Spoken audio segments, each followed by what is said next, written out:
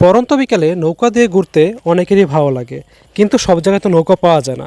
গাজীপুরেরই এরকম একটা প্লেস রয়েছে যেখানে নদীর বুকে নৌকা দিয়ে অনায়াসে ঘুরতে পারবেন এবং সাথে পেয়ে যাবেন খুব সুন্দর গ্রামীণ পরিবেশ এবং মনোমুগ্ধকর দৃশ্য, যে দৃশ্য আপনাকে অবশ্যই বিমোহিত করবে।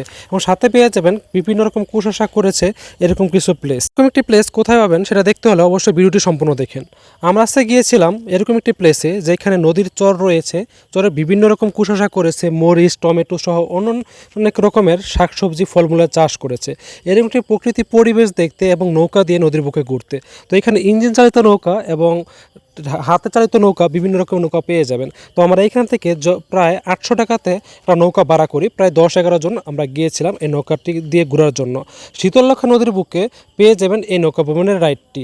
সাফাইছড়ি ঘাট থেকে আপনারা এই নৌকা সাফাইছড়ি ঘাটে আসলে আপনারা দেখতে পাবেন এখানে অনেকে নৌকা নিয়ে দাঁড়িয়ে আছে। ওদের সাথে দরদাম করে কথা বলে ঘন্টা হিসেবে নৌকাগুলো ভাড়া নিতে পারবেন। তো আপনাকে বলবো, শীতললক্ষা নদী এমনিতে অনেক বিশাল একটি নদী।